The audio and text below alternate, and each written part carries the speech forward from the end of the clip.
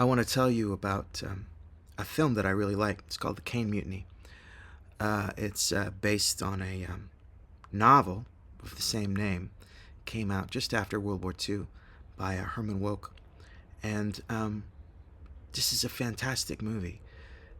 It stars Humphrey Bogart. Humphrey Bogart, I don't know how many people remember him today. In his day, he was like the Tom Hanks at the time. He was big. He was a big star. He could basically do whatever he wanted in the 1950s. At this point in his career, he could be in anything. He starred in the CAINE Mutiny, and he did an excellent job in the movie. Now, here's the interesting part. He was not the hero of the movie. He was not the protagonist. He was the villain. Okay? And the villain of the CAINE Mutiny is this despicable guy. Okay? The CAINE Mutiny is a story about a ship, a U.S. warship in World War II, and there's a mutiny on board, and it's very controversial and very dramatic. He's the bad captain that they mutiny against, Humphrey Bogart. He's not a spectacular villain. He's pathetic, right? He plays a pathetic character, very flawed. And our heroes in the story rebel against his unjust authority, so in order to save the ship. And then, for their trouble, they're put on trial. And when you start the movie and you start watching it, it's great because the music in this movie, the music is like marching band. It's marching band music and it's jazz. It's basically those two things. And it's very just straightforward. It's like, this is not a complicated movie. These are not complicated people. We're in the Navy, and we're just gonna have a nice fun drama. We got this young guy. He's good looking. He wants to serve at sea. He's got girl troubles. Oh boy, And you're following him along. Everything's pretty straightforward. The music is straightforward. The situation's pretty straightforward. And then, 3/4 of the way through, suddenly, everything gets flipped on its head. I read the book version of this in college when I was going to college, and I read the Reader's Digest version, the super condensed version. It was like that thick, like, I don't know, 80 pages, something like that. The whole novel is like 500 pages, I think. And then years later, I saw the movie for the first time, and when I got 3/4 of the way through the movie, I was like, whoa, wait a minute.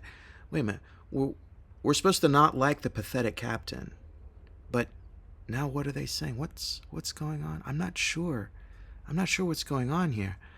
So I decided to watch it again, and so I watched it again, and it hit me again, and I thought, wow, what are they saying? Are they saying the captain was right? Are they saying that our heroes that rebelled against him were wrong? Is that what they're saying? And then I started to think, okay, Herman Wouk wrote this book called The CAINE Mutiny. And then and then it was such a hit, it became a Pulitzer Prize winner. It became such a hit, they said, okay, well, we're going to make a movie about this book, right? And so we need the U.S. Navy, because it takes place in the U.S. Navy. We need the Navy we need to film on their ships and stuff, and we need their help. Okay, fine. So then the Navy says, yeah, we're going to make the movie that you want to make, but you have to change the story, because we don't like the story.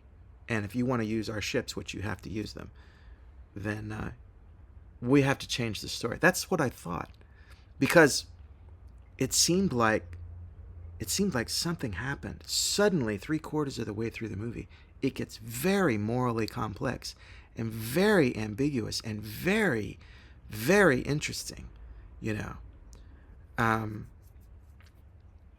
And so after seeing this movie for years and years, I finally decided, a buddy of mine, another writer, said, listen, the book's great. You got to read the book.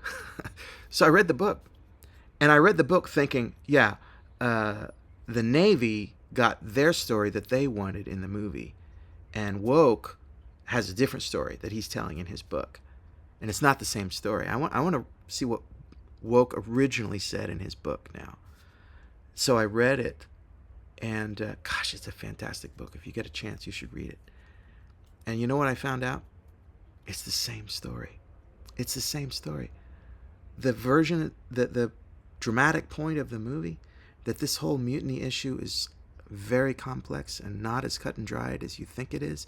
This is not Mutiny on the Bounty, 1944. It's not that at all. That was Woke's original point when he wrote the book. And in fact, the book is even more nuanced than the movie, obviously, because it's a lot bigger. This is a fantastic story. Absolutely fantastic. If you get a chance to see this movie, if you're into old movies, I don't know how many old movie fans there are out there, but if you're into these kinds of stories that are nuanced, that's what I like. That's what I like in writing. And I think there needs to be more stories like that, don't you? You know? Yeah, CAINE Mutiny. It's a great story. You should give it a look if you're into books, if you're into reading.